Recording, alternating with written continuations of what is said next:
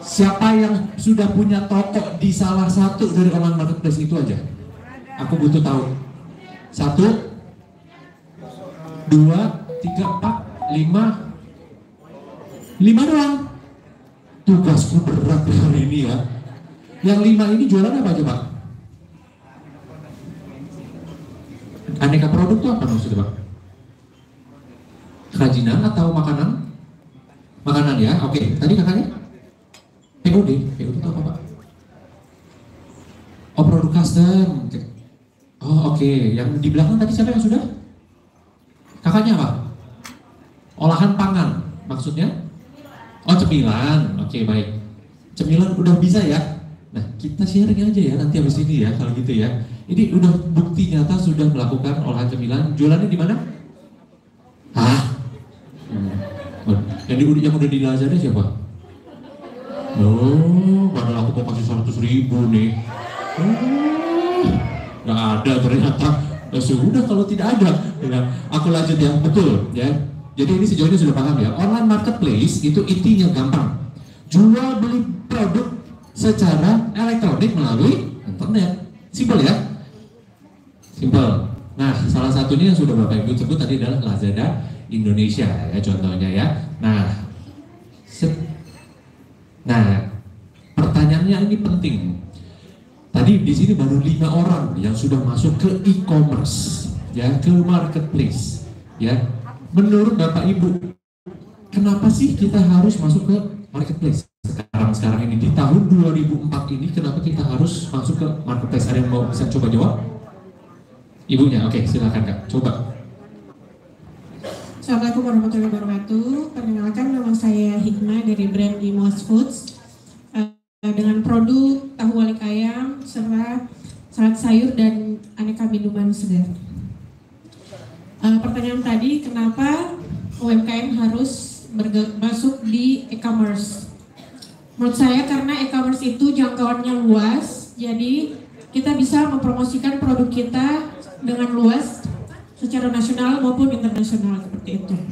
Jadi produk yang kita jual bisa orang kenal di berbagai daerah, di pelosok maupun di mana saja seperti itu. Terima kasih. Assalamualaikum warahmatullahi wabarakatuh. Betul jawabannya? Betul ya, kita kasih 50.000 ya. Gampang ya, dapat duitnya. Gampang. Betul sekali. Itu adalah poin terpenting dari e-commerce. Ya, tapi ada lagi nanti alasannya akan Abi kasih tahu ke Bapak Ibu. Tapi poin terpenting e-commerce adalah nggak jalan.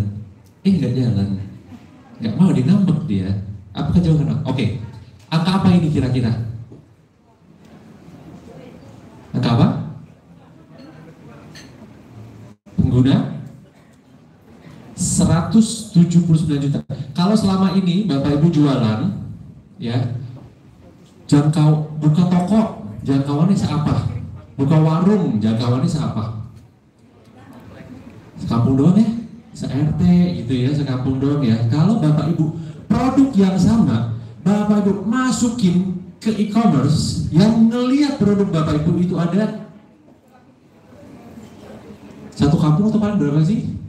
200, 300, ada itu kayak kecil banget dibanding ini ya, yang bisa ngelihat produknya Bapak Ibu.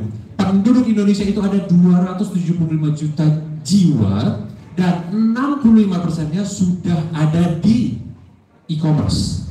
Ya, jadi jangan sampai Bapak Ibu udah ada pangsa pasar sebesar itu tapi Bapak Ibu masih main-mainnya di Gorontalo aja. Ya, Abi datang, Abi perkenalkan ini supaya Bapak Ibu bisa keluar dari provinsi, keluar dari pulau, ya, dari Sabang sampai apa kita karaoke aja habis ini. Dan ini sedikit fakta tambahan ya, bahwa ini kan Bapak Ibu beruntung sekali dilahirkan di Indonesia. Ya, kenapa? Indonesia itu ya kecil banget ya, maaf ya. Jadi ini kecil banget ya. Indonesia itu adalah market e-commerce terbesar se-Asia Tenggara. Jadi kalau Bapak Ibu ya udah punya calon market calon pembeli sebanyak itu tapi Bapak Ibu nggak pakai, aduh sedih sekali loh, ya kan? Punya tanggung jawab loh kita ya, nanti ya kita harus bertanggung jawabkan ya. Nah, Bapak Ibu sudah tahu betapa pentingnya jualan di e-commerce. Sekarang pertanyaan saya adalah, kenapa belum mulai jualan di e-commerce? Coba ayo, aku pengen tahu. Ibu tadi di sini, Ibu belum jualan kan ya di e-commerce ya? Kenapa Bu belum jualan di e-commerce? Baik, makasih. Langsung aja. Mungkin yang pertama ribet, takut mau mulai, terus gaptek, terus tidak mau meningkatkan literasi, terus berikutnya ada kesibukan yang lain. Jadi jualan tuh mungkin side job atau bagaimana aja sih menurut saya. Terima kasih Ibu untuk kejujurannya. Baru ini loh saya ngeliat Ibu, saya gaptek, saya banyak. Oh contoh ya. Coba ada lagi di sini yang lain? Ibunya coba. Ibu kenapa belum mulai di e-commerce Bu? Oh, lagi makan bolu. Ibunya lebih memilih untuk makan daripada menjawab. Kakak mungkin mau menjawab kenapa belum jualan di e-commerce? Karena belum tahu caranya. Belum tahu caranya. Terima kasih Ibu. Oh, ini ada teman-teman SMK ya? Jangan kesedek gitu dong minumnya dong. Kalau teman-teman SMK kenapa belum mulai jualan e-commerce nih? Belum tahu caranya. Oke, belum tahu caranya ya. Terima kasih. Jadi banyak alasan-alasan kenapa padahal e-commerce tuh sebesar itu tapi nggak mau mulai-mulai nih. Kenapa? Yang pertama, nah, saya nggak tahu harus jualan apa. Banyak yang bilang begitu. Ya saya nggak tahu harus jualan apa. Apakah produk saya cocok untuk dijual di e-commerce? Ya kan di sini kan tapi sudah UMKM ya kebanyakan ya sudah punya produk, betul ya? Sudah punya produk ya. Nah, jawabannya adalah apakah produk saya sekarang cocok untuk dijual di e-commerce? Nah, untuk yang belum punya produk dulu, ya, yang belum punya produk, jawabannya adalah lihat sekeliling kamu, ya, lihat sekelilingmu, lihat koneksimu, ya. Tadi benar seperti kata Bapak pejabat Gubernur Gorontalo bahwa kita tuh nggak selalu harus langsung bikin brand sendiri, merek sendiri, ya kan? Karena aku sering membantu aja workshop di keliling-keliling. Terakhir aku juga baru balik dari Lampung. Mereka itu di sana yang punya brand, ya yang punya merek itu sendiri cuma beberapa. Tapi yang punya merek ini akan membantu teman-teman di sekitarnya yang belum punya merek dan belum istilahnya kayak aku nggak tahu deh cara berbisnis gimana. Itu nggak apa-apa. Produksi dulu, oper ke teman-teman yang sudah punya brand, network, yang koneksi, ya itu Bapak Ibu bisa manfaatkan juga. Yang penting ada dulu, ya. Apakah boleh begitu terus? Jangan. Tapi tahap awal silakan seperti itu, ya nggak apa-apa. Nggak punya brand dulu sendiri nggak apa-apa, ya. Tapi kalau nanti mau lebih maju lagi, baru harus mulai bikin merek sendiri. Tapi kalau nggak mau, aduh aku takutnya pusing nggak ngerti, nggak apa-apa. Mulai dari bikin produknya dulu sendiri, ya. Lihat sekelilingnya. Lihat tetangga kiri, ih jago ya bikin kerajinan tangan, aku bantu jualan deh. Dia nggak bisa jualan, aku yang bantu gitu. Aku nggak ngerti e-commerce juga, cari sekitar ada anak muda nggak, anaknya Bapak Ibu, manfaatin, suruh cari duit, ya jangan minta uang jajan mulu, enak aja kerja bantuin mak sini, ya. Karena aku nggak akan bohong bahwa memang tadi ya seperti yang Ibu sudah sampaikan ya, faktor gaptek itu memang adalah salah satu faktor yang menentukan. Tapi anaknya memang bukan udah nggak gaptek, mereka dari lahir aja udah gejutan dulu, ya kan? Manfaatkanlah mereka, ya minta mereka bantu, ya bantu untuk mengulik, mencari-cari, ya keponakan, cucu kayak siapa yang udah mereka dari kecil-kecil udah jago banget gadgetnya, ya tenang aja, ya jadi dilihat sekelilingnya ada siapa dan punya potensi apa, ya selalu ada. Ya selalu ada potensi produk di sekitarnya Bapak Ibu. Jadi jangan bilang pusing aku nggak tahu produknya apa. Ya. Dan kalau mau tahu apakah produknya Bapak Ibu itu cocok dijual, ya, apakah produk saya dicari sama masyarakat? Cara cari tahunya gimana? Ayo, cara cari tahu produk apa yang lagi dicari orang-orang di luar sana. Di mana? Google Trends, betul. Apalagi jangan pusing Bapak Ibu, tenang aja. Bapak Ibu buka aplikasinya aja. Ya, lihat, masuk ke Lazada. Bapak Ibu lihat di halaman paling awal-awal, ya kan? Itu akan keluar semua produk-produk yang paling laris dan paling dicari.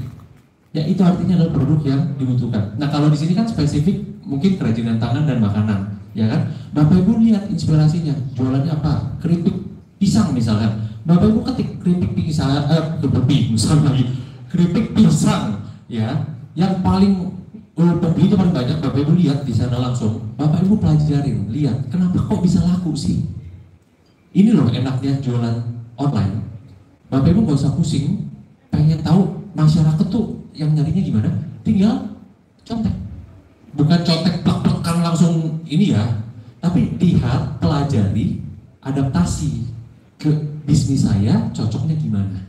Paham ya sejauh ini ya? Ya, tapi inspirasi belajarnya itu semua udah tinggal di jempol aja. Lihat, Bapak Ibu lihat gimana mereka bikin foto, ya kan? Nggak apa-apa deh, Bapak Ibu mungkin belum punya toko online, tapi kan Bapak Ibu bisa nyontek ilmu-ilmunya dari marketplace.